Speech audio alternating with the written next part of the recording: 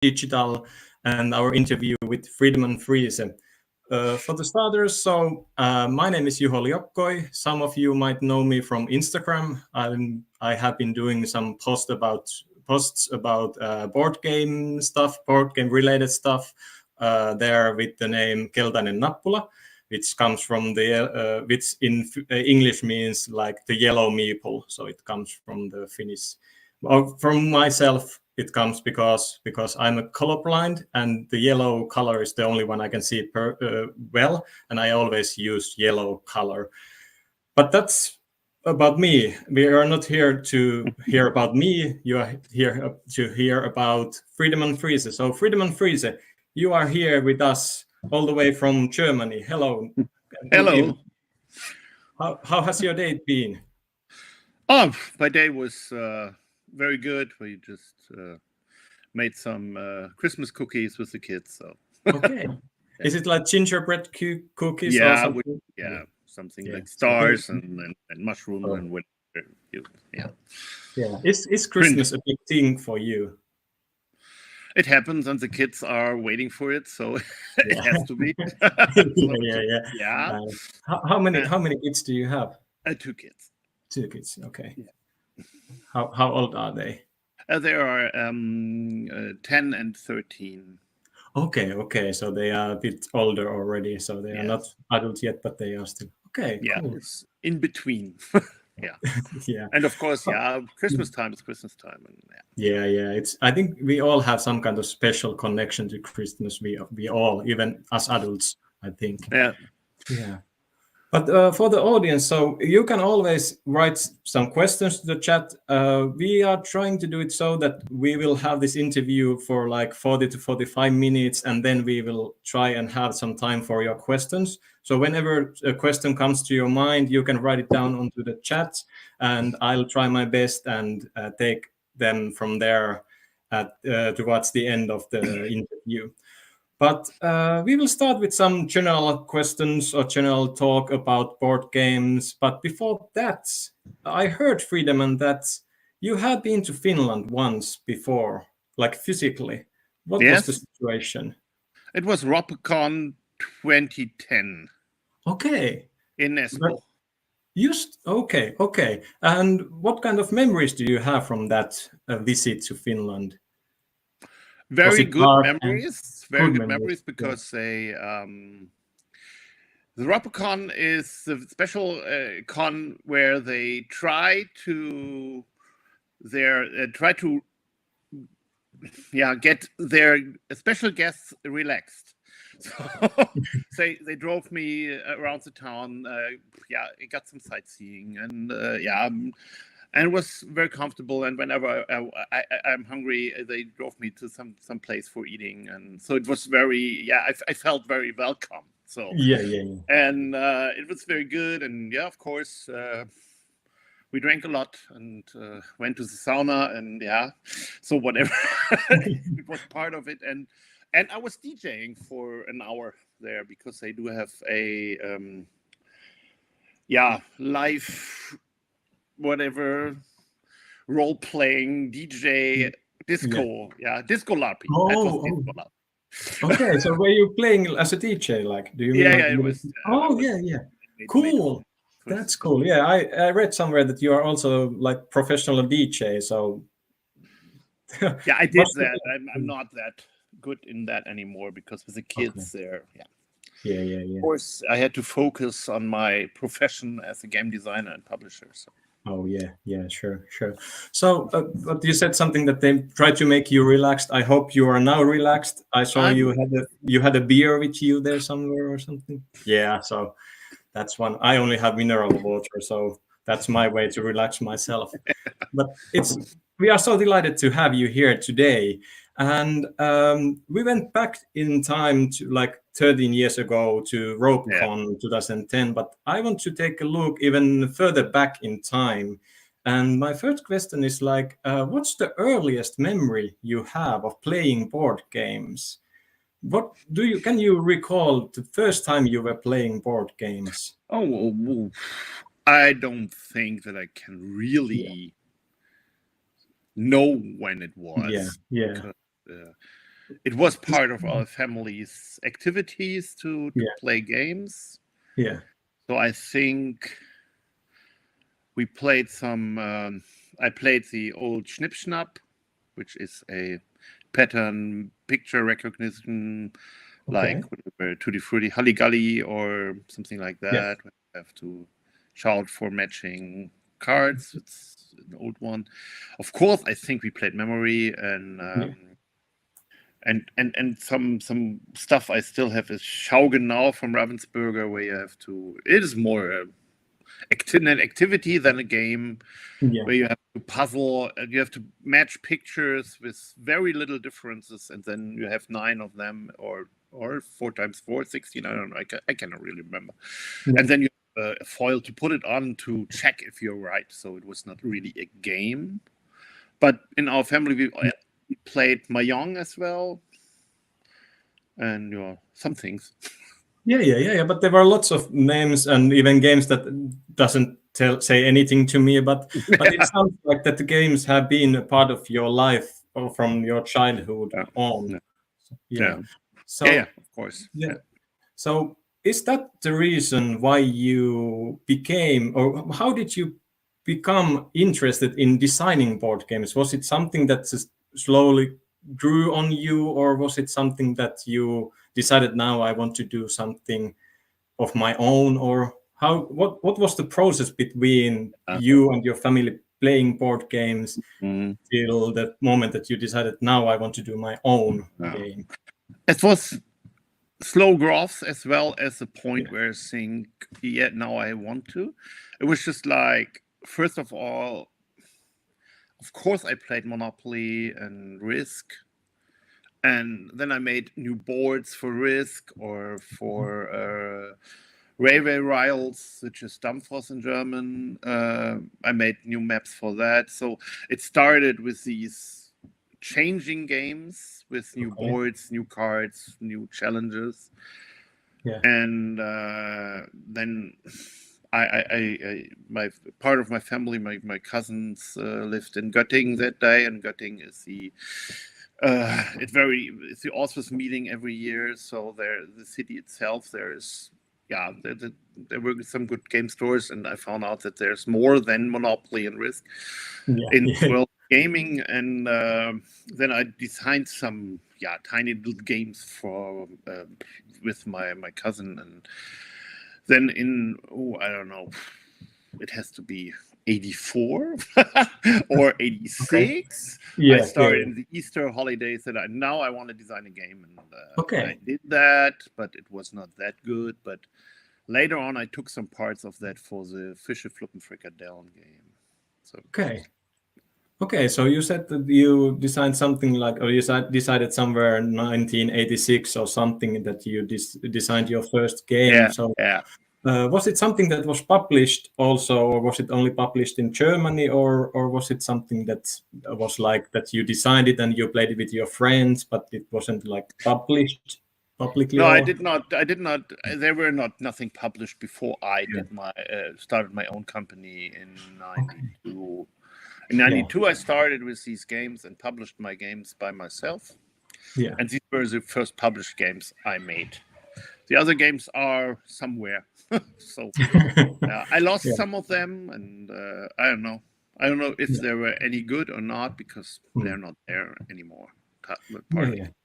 It was actually kind of strange and funny because I checked your data on Board Game Geek, and there it said that you had like 4 games published in 1992.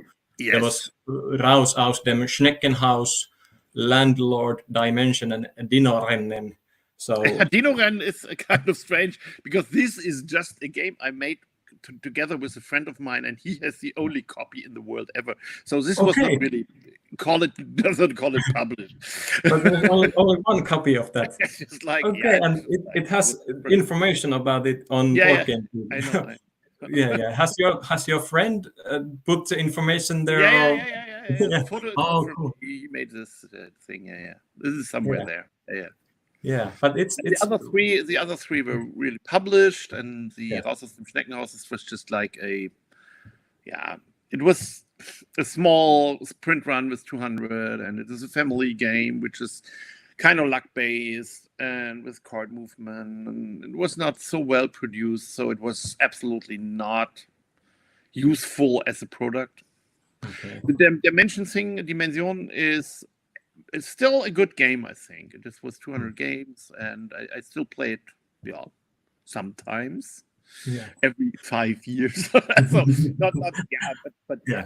But it still played it again. And the Okay. Landlord, yes, of course, it's still published. Okay, So this cool. the Landlord thing Yeah. with Wucherer was first success. Yeah. Yeah.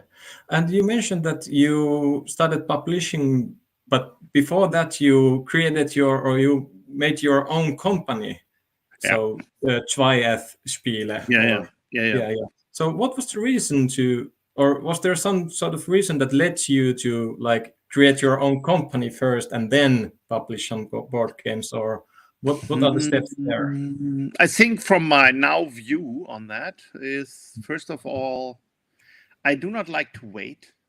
Okay. So whenever you have to contact a company with your idea, they take several years until it is published, because they have to check everything, and then the production and design process and rules process. And so first of all, you have to get in contact with somebody, and somebody has to tell. On the other hand, the other thing I dislike as well is if somebody else tells me if it is any good what I'm doing.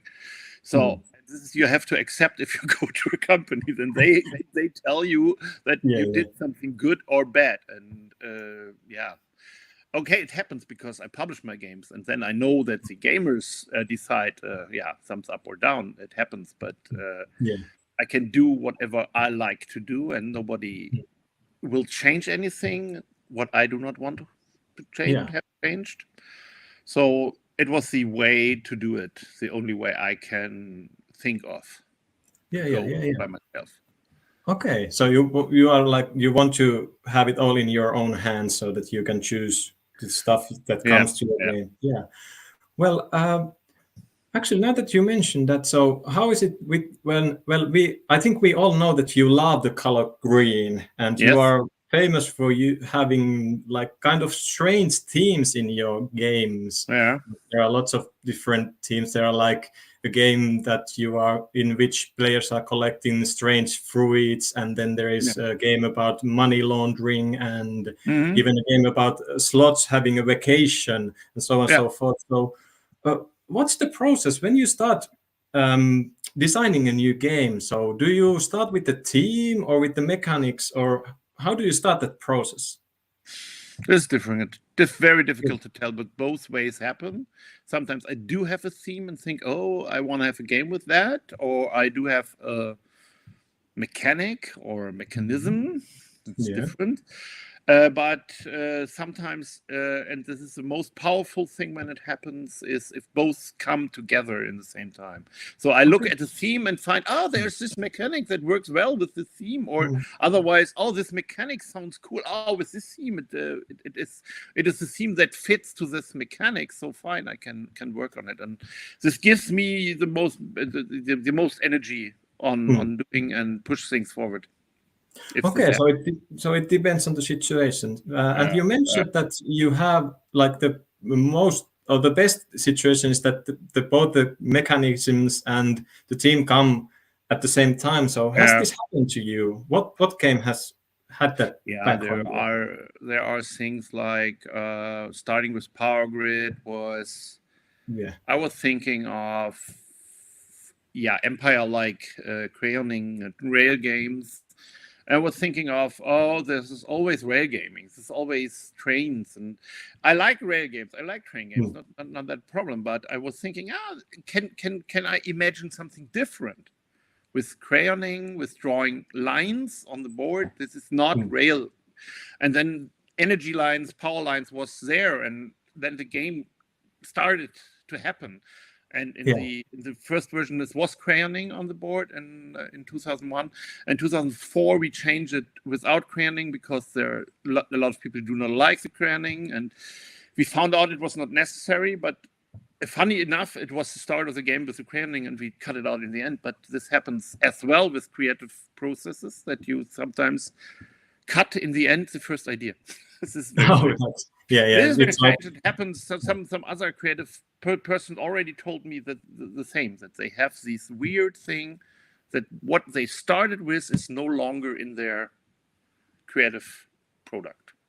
yeah. I have heard this saying, like, kill your darlings. So when you are creating whatever it is, writing a story or novel or whatever, so you have to like take stuff out from there because you want to push everything there, but then it's too much. Yeah. Actually, now that you mentioned Power Grid, I have a personal connection to that game because when I met my now girlfriend, it actually was through board games, and it was so that she knew that I like playing board games, and she asked me that can we play Power Grid together. She had loaned a copy from her friend, and when we started playing, and she taught it to me. She had played it before, and then we started. From that on, we started dating, and now we are in a relationship. So thanks to you, Friedemann. That's very good. Yeah, there is like special connection to Power Grid. But how about you talked a lot about Power Grid, so and about mechanics and themes. So do you have favorite mechanisms for board games? Is there something that you really like when you are playing a board game or when you are designing a board game? Is there a certain type of games that you like especially? I like card mechanics. So I make a lot of games with cards. So in Power Grid there's the power plant market, and in Friday there's the deck building stuff, and in Friese-16 was my first success to have the company earning money from me. It's a card mechanic with 36 cards where you take the 12 off. Yeah, very special card thing. And I like trick-taking games. So a lot of things I like happen to be with cards. Okay. So my finished is a card sorting solo game. And of course, the Freaky Frogs from Outer Space, the new pinball solo game, I did it with cards and not with dice or something else. So I like it a lot. I would say, yeah. Sorry. So cards are something that you like to use, like multi-use cards that they have different, or that you can use cards in multiple ways in games. But is there a mechanism or mechanic that you haven't used in any of your designs that you would like to use at some point? Do you think like there is this like worker placement or something that you are like I haven't designed anything around that, but you might do it someday, or you are interested? What I still missed out is a truly real co-op game. Okay. Because I made a lot of solo games, and of course I made these in these Fast Forward series. This Flea is a co-op game, but this is something I might want to do one day, a real co-op. Yeah. And I still work on it's difficult because worker placement I already did, and it was this funny thing with Feierabend where I wanted to make a worker unplacement. This was the idea to design it, because what happens if the workers are there and I get something from getting them off and not on? That was the idea. But now I do have a worker placement game where you put the workers into their Feierabend, into their free time and not into work time. So you put the workers where they go after work. So the after work placement. So what I wanted to make a worker unplacement, but I made an after work placement. So it's okay. So sometimes it is just like take a mechanic and look what happens if you do it the other way around. It's kind of a design process, a design idea as well. So just look what happens if you make something different. Yeah, but I think it's great, and when you are a bit silly when you are doing something, so it's like brings new ideas to the board and on the table, and it makes it interesting. Like you said, like it's not worker placement, it's worker unplacement game. So it's like a different take on that genre, so to say.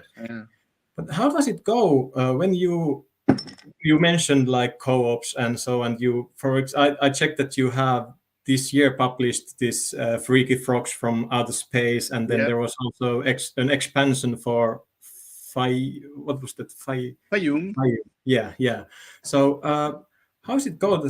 Do you usually like design or plan on designing multiple games at the same time, or do you like have only one game in the process at one point, and then even you are finished, you start with the new one, or do you have multiple games going on or designings going on?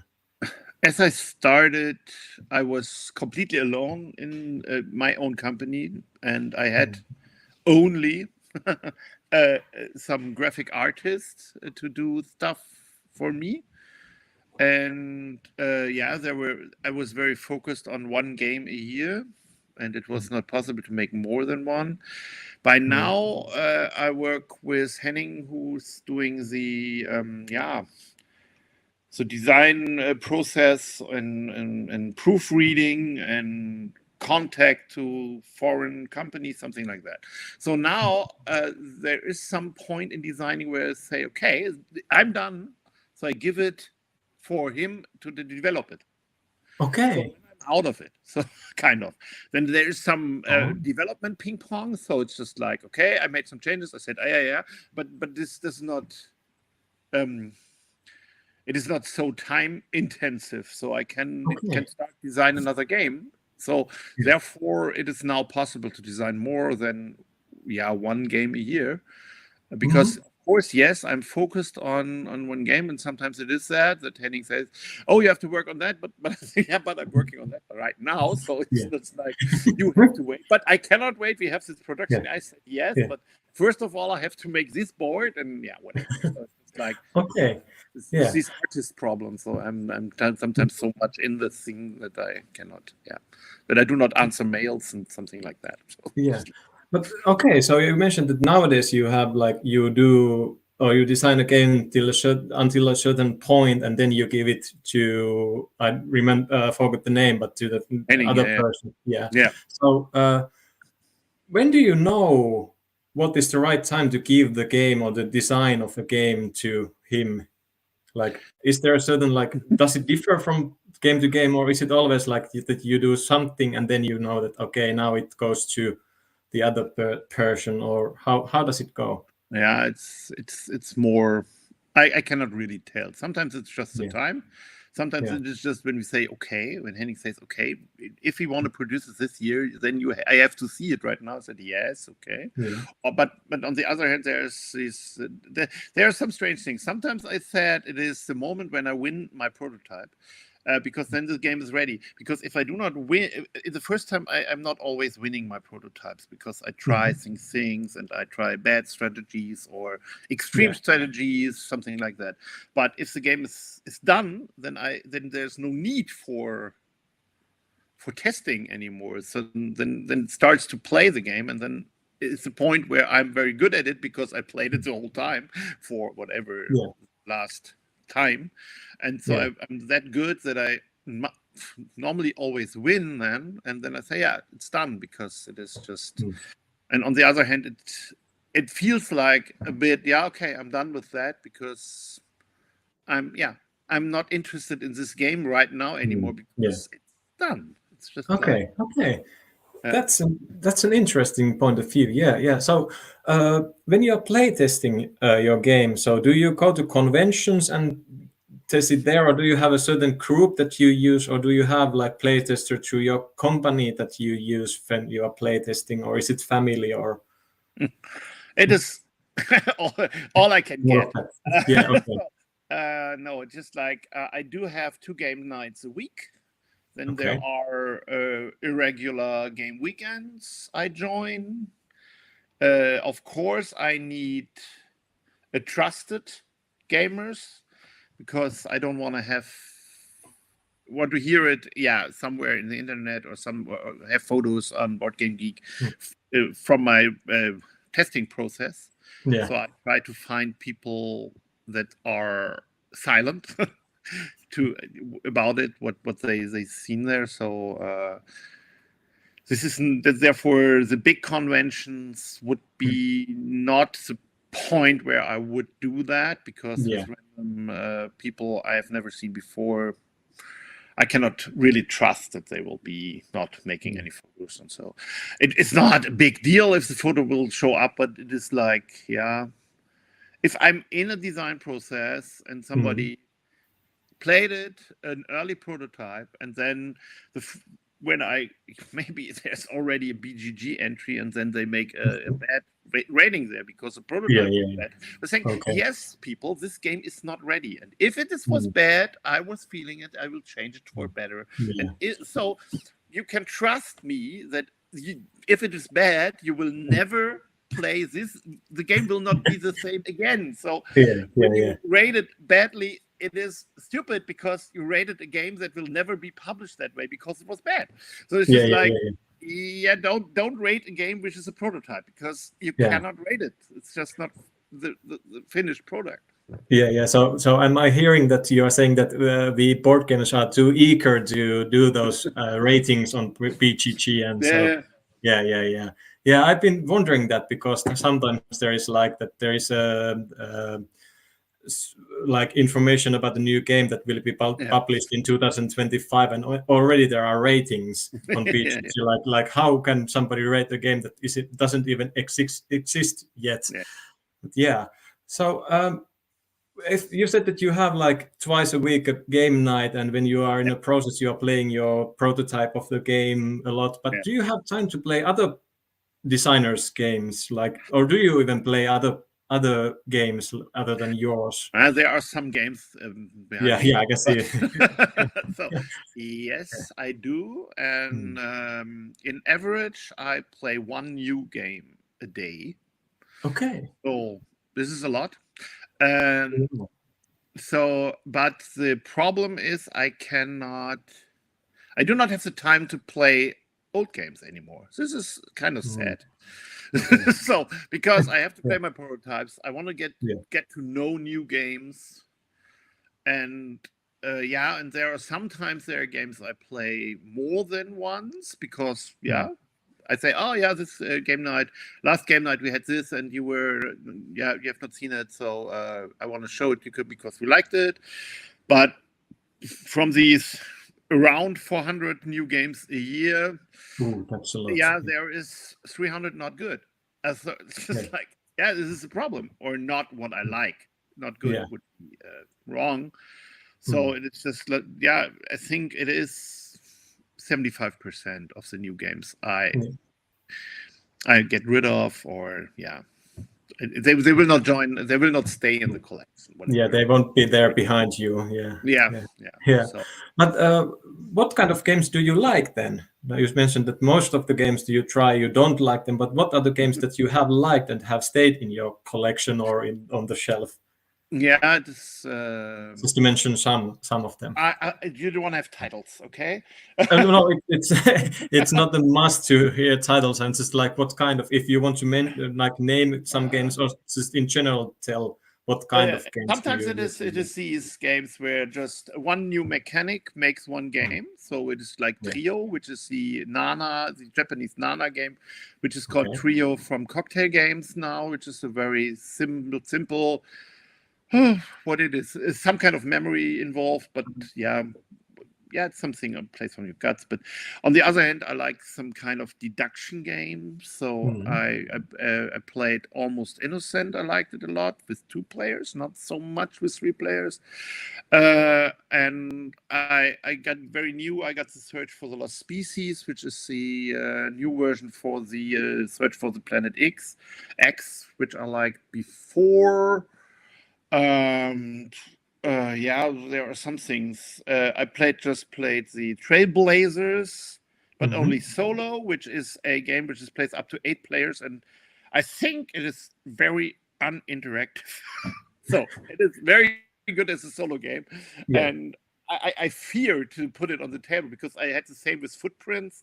I had it on the table for my solo and liked it a lot, and then you played with 5 players, and it was just like, it was the same experience but longer, because the others are on the table, and there was not so much better in that because there was not so much interaction. So I liked it a lot as a solo, and so yeah. So the trick takers like Cat in the Box or something like that, or I'm very much up to that and find it. And yeah, my problem is that I often do not like the things that are the hyped games from Essen or something like that. Because my problem is point salad does not fit me as a game thing. And and there are so many things that only designed and the designers only make the game interesting by designing different scoring mechanics. And I'm not very interested in different scoring mechanics because I want to have game mechanics and card mechanics or whatever, dice mechanics, but not score mechanics. I'm just not interested in that. Okay, yeah, I can see that. Yeah, and there is usually like when there is a game that gets hyped, like for example Everdell with these cute little. I like Everdell, but there are like cute little human-like animal creatures, and after that it seems like there have been lots of like with the same theme, or like they are trying to, or like animal team or nature team has been on like has been very used lately, I think. Yeah, but now that you said, you are there again. You were just. I was lost. But okay. Yeah, your screen was shut down for me, and I did not hear. Okay. Now you're back again. But we are now here. Oh no. Okay. Yeah. So, one question I had in mind, so that you said that when you're doing prototypes, so then you don't like that people grade them before they are ready, that you know that they are bad because they are still in process. But do you ever like have these moments that you have published a game and you go back to it after years, or do you ever like revisit your own games and do like some tweaks and twists for them, or do you think like now it's done, so it's just what it is and we just move on with the new stuff? Normally I do not go back, but my biggest success, Power Grid, was because I went back and designed, and was asked to design a game without the crayoning, and I did, and now it became this success because of the 2004 version, which is 3 years after the other version. So it was kind of good to go back, but I'm normally not that much of a person who goes back. And on the other hand, it is just like Power Grid came out, and then the people said, yeah, now you have to make business games, this auction mechanism, and then I make funny friends because I don't want to be forced to make the same thing over and over again. This is not the kind of thing I want to do. So after that, it was kind of, it felt so to be free to make funny friends, which is just this game about drinking, having sex, and partnership and something like that. After the Power Grid thing, so to say, I'm still here. I'm not Mr. Power Grid. I'm just the designer who designs games, and I checked that you had like, I think it was like 123 items linked to your name on BGG. So there are lots of stuff you have designed. But how about like, you don't like to revisit your games like from the designer's point of view, but as a board game player or board gamer, so do you play your games after they are published, or is it like that when it's published and you have already play tested and played it so much that you just leave it, or do you still have some like favorites that you still play or teach to new people, or is it always the newest one that you are like teaching? Yes, I said I'm not. My idea is by now, and I don't know if it's good, but my most interest is a new game, and what I say is, if somebody asks me for my favorite game, I say a new game which I like. So if I find something new which is a good game for me, I'm happy. On the other hand, it is much better to design a game that I like. that feeling is even better because Yeah. I found a game. It's just like the thing. Somebody was asking me after, I think it was after Findorf. So one of my game testers said, "Yeah, it's now out there, so we can play it." I said, "Yeah, but I don't want to play it anymore." It's just like I have a prototype here. I come from Essen. There's a big pile of whatever 80 games there. I went over from Essen, so why should I play this game? I played last year every week, so why should I play that now? So Yeah. I think it's a great game, but I don't want to play it. It's just like there are, and it was funny because I don't know if I still have games I have not played in the published version. Yeah. Okay. Games I published, I have not ever played it in the version after publishing. Okay, the published version. You have never I've played never that. played the published version. I think for Findorf, I'm not quite sure. Okay. Maybe there was a reason to play it again, but it took me more than 6 months to play the published version. Oh, yeah. So it's just like, it is out, okay. It looks like as it should look, okay. Yeah. So when you like give the prototype to go forward in the process, so how about how about like the components or the art or so? Do you have any like? Do you say your own? Like, what do you think about the art or so, or is it like that you don't have any interest in that? You are only interested in making the mechanisms, or I'm interested, of course, in the art.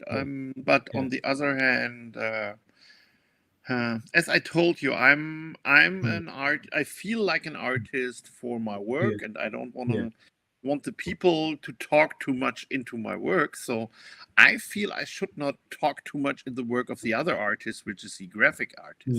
So it feels like, okay, I'm the one who says I want to have this artwork, but on the other hand, I don't want to tell too much because I know that it is not always very good to have somebody always telling me what I have to do. So it's very hard for me sometimes to go to the artist and say, but you have to do that way. It happens sometimes if I really say, no, I don't want to have it that way. Sorry, but then I have to say something. But normally I really hope that I give it to the artist and get back something I like. So normally. Okay.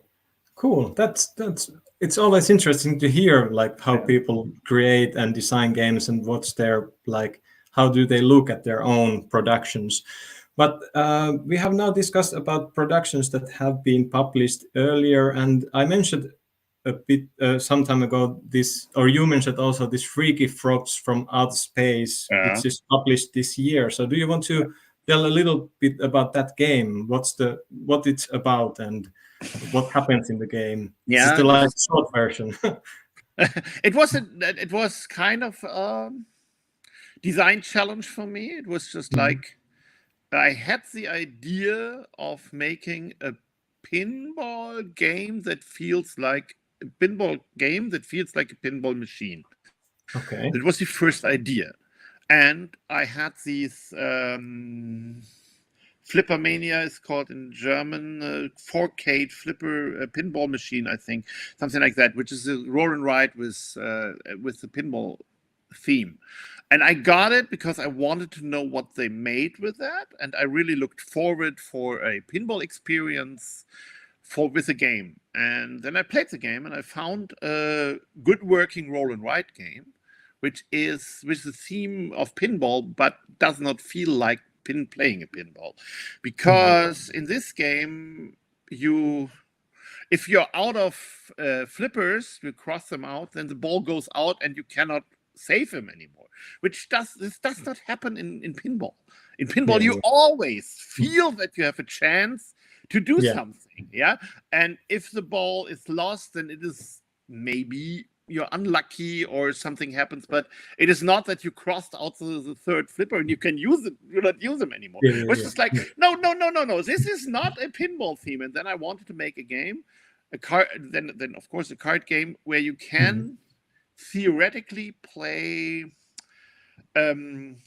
without ending. So it's so it's just like try to make, and if you really play it well, Mhm. I think I don't know how often I went through the deck in one game. I think 8 times, 9 times. Okay. I went through this one deck with playing it, because the game is about you get points, and because if you keep the ball in the game, then you get points. And when you were once through the deck, then you get these cards back, so you can get more points with these cards. They are reshuffled. It's like a bit like a deck builder, but it feels like different. But you have to go to your deck once, twice, and so on, and try to go for the extra ball, for the multi-ball, and multi-ball gives it points. And so in the first times you play it, you are happy to have 10k points. 10,000 points is a good score for the beginning. Then you go for 50k, but my latest score was 350k, so it was 350. So there is like points. something to the one thing where I went. So it was just like when I and this was a game as it came out. I took my physical copy and played it 10 times, because I wanted to see if this with these printed cards does work. Yeah.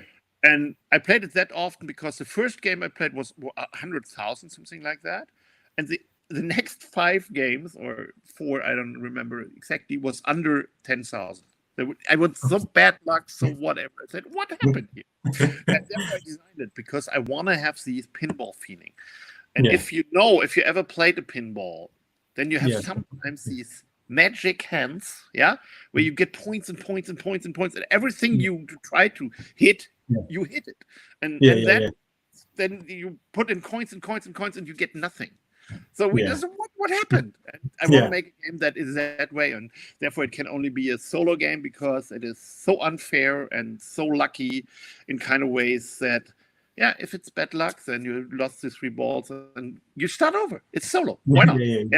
So this is the part of the design challenge I gave to myself, to have a game that feels like something else.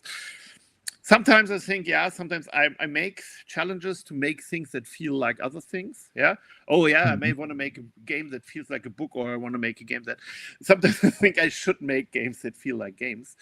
Would be much better, but it is, I search for challenges. I search for new stuff. So it will be always the same. Yeah, but that Freaky Frog sounds like a fun game, and I love playing games solo, so I might have to take a closer look at that game too. About talking about giving yourself challenges, so can you tell us if you have some sort of challenge going on at the moment? Do you have some game that you are now designing, or is it something like still? I'm normally not telling anything. But on the other hand, some might think of there was this game in 2004, and next year is 2024. So there's a 20 years anniversary. Maybe I do something with this anniversary. I don't know. Okay. So now everybody in the audience, you have to go to Board Game Geek and start like crossing off games from 2004. That which game he's talking about. Cool. Thanks for that. And I was thinking, like, because it's now we have about 15 minutes left, so now maybe it's great time to check the questions that we have gotten into the chat. So I'll just have to. I always looked at it sometimes a bit. I was trying. I think we have covered some of the questions about designing games and where do you get your ideas and mechanisms. Advice for people who want to design board games. It's just like very difficult, but it's okay. You can. It's about advice. I was doing this thing, playing a lot of games, and find out what's missing. So for me, it was.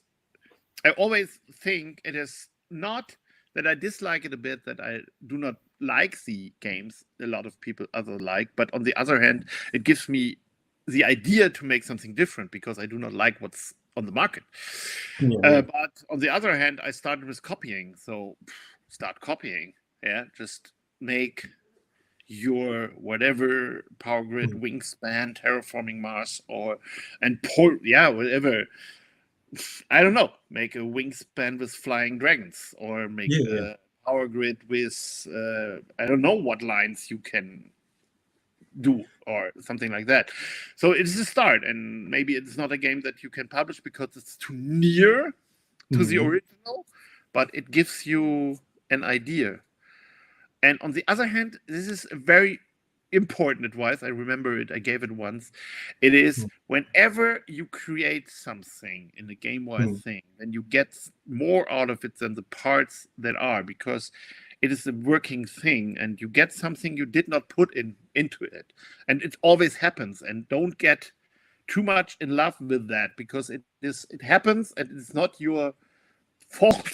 So some people think that they designed it. Sometimes the people are too stuck to their own design because they designed it, and there was something they didn't expect, but it is only happened to yourself. It does not mean that the others in the world see it the same way. So play with your friends, because, as we say, friends are people that tell you the truth and you still like them, because foreigners are normally more polite. Okay. But if the game is out on the market, nobody's polite anymore. It's just if it's published, the people get it at home, and if they dislike it, they say that they dislike it.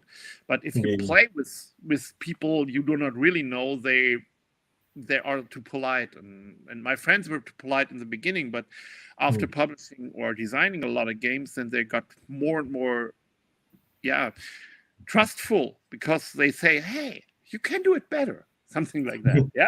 I know that you did it better, you did that game and that game, this game is not as good as your other games, so keep working.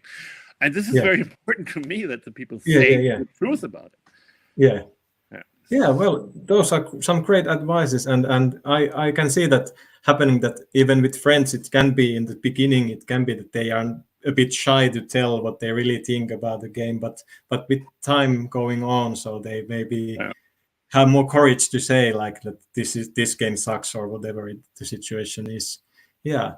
Another question, which is a bit of a funny question, is because you are famous for designing games that have titles that start with F or F. So there's a question: what is your favorite game that begins with F that you didn't design? So is there any game? Very, very. I've seen it, and I was just in my mind, and it was just like, as I told you from the last fair, I had these footprints for my. As I found the solo very interesting and engaging, and I look around, just an F. It's a hard question, yeah. It is a hard question, because there's so many games, and But if somebody in the audience comes up with any, there is like somebody could look at it. But somebody. There's another. I just have my gadget here, and I can look at the Board Game Geek and something like that if I find something. But maybe I can ask. We don't have that much time. Have you played a game called Flamme Rouge? Oh, I like it a lot. This is a very good. This is a very good thing. I like it a lot. Thanks to Marco. Marco was somebody. Flamme Rouge I really like it. I really like it, and I'm so sad that I do not like Heat, because it was a follow-up, and I was really waiting for it, and I said, oh, great, another one, and this Flamme Rouge thing, and maybe I like it, and something like that. I don't know why I dislike Heat. I don't know. I tried it, I think 3 times, and always I said, no, I cannot. I don't know why. It's just like these. Everything is good with it, but I dislike the advantage if you're in last place. So you get rid of a Heat card and get one more space. So I was just like, it felt to me like, no, I don't want to have that. So it felt like, the designer has to do it because the game would elsewhere do not work. Yeah. Because it will not keep the players together. And it was just like, this is nothing I really. It was. I think it was the. It was the. Oh, it is not elegant. Yeah. but I like Flamme Rouge a lot. And I wanted to have a new race game, and I wanted to play Heat, but I did not like it, and I was just like more annoyed by myself not liking it than by the game. I played Far Away, and I really liked Far Away. Far Away is a very strange science fiction game where two people are on. We played in the COVID lockdown, because we could only play with two, and it was very good. Yeah. So there are a couple of Flamme Rouge and Far Away. Fiesta de los Muertos, a communication game, very good. Cool. So actually, as a follow-up. So as a follow-up question to your discussion about Heat, so Marco has asked, when playing games, do you also find yourself analyzing the design of the games and wondering, for example, why the designer of that game made certain design decisions? So this example for Heat was also where I think, it is so sad that they need this rule to keep the game interesting. On the other hand, if you can accept it, you will like the game. Why not? Because the designer found a solution for a problem. Why not? So, but it was not a solution I could accept. Sometimes it happens that I think, okay, and my problem is design. By now, it is just like if I play a game which has objectives or different scoring rules, it is mostly the point select reason why I dislike it. And if I read the rules and I read the mechanic and they come these objectives, I think, yes, I know a lot of people like the objectives because every game is different. On the other hand, please, Mr. Designer or Mrs. Designer or company, please give me the best objectives and the best combination for the best game experience. I don't want to be the guinea pig for testing. Oh, this combination of objectives is this, always different, but this is not the best one. The best one could be that and that. So I think as a customer in that moment, please give me the best combination and not only one. But on the other hand, I made 504 and the people said, yes, but you made a game experiment where you get 504 different random games. And you don't give me the best one. I said, yes, for sure. It can happen to me as a designer as well. So maybe I don't know. It's just like, it's all about the fun of playing. So but I think we are back to that like kill your darlings, that when you're designing a game, it's like that you want to keep the best experience, but with different options. It gives some replayability, but then there is the possibility that at some point when somebody plays the game for the first time, the odds are against the player, so that there are like the worst possibilities in that gaming session. I can see that happening. Then there is one question. I think I'll take two more questions. There is one question about when you mentioned that you are playing new games, like almost every day one new game. So there is one question from Tini, that are all those new games put as business expenses? Like, do you already? I think that is they are. Of course they are. Just like easy. This is one thing I found out years ago when it was just like Power Grid is now sold over 400,000 copies, and I do have earned some money out of it, and it gave me the opportunity to buy every single game I want to have. So if there's a game I want to have, I say buy. This is very good.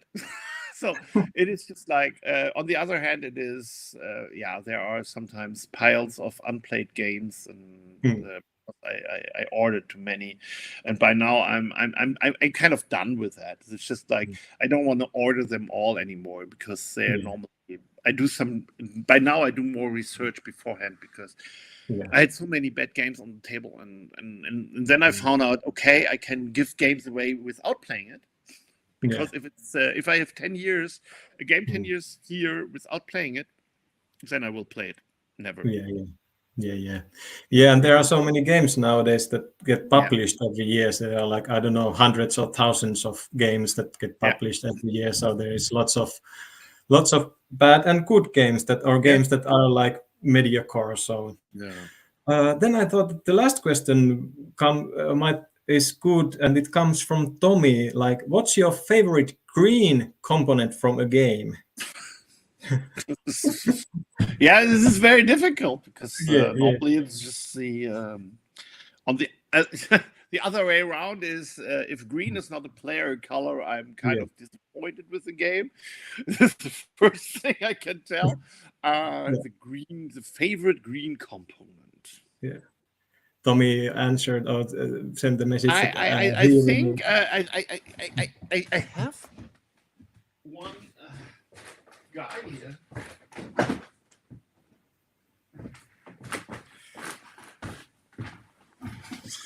Ooh. This is It is from a Nickelodeon Splash game. I don't know. I think I don't have the game anymore, but still on my shelf. It is okay. Yeah. And it's big, so just like yeah. Now somebody is playing that game without that green. I don't know. dinosaur. Yeah, this is an expansion. This is an expansion thing. This is a Nickelodeon Splash thing, and this is an expansion. It's a Rugrats Nickelodeon branded game, and this is only the expansion. I think the expansion box is still here. Okay, cool. But I think we are running out of time, so thanks a lot, Friedemann, for this interview. We have been so delighted to have you here visiting our event, and I hope you have had happy moments and enjoyed this little time with us. Yeah. I like to talk about my favorite team. It's okay. Yeah, thank you. Now I have to actually ask Christian, do you have to come up and you can end the session, or how does it go from here? I'm not completely sure.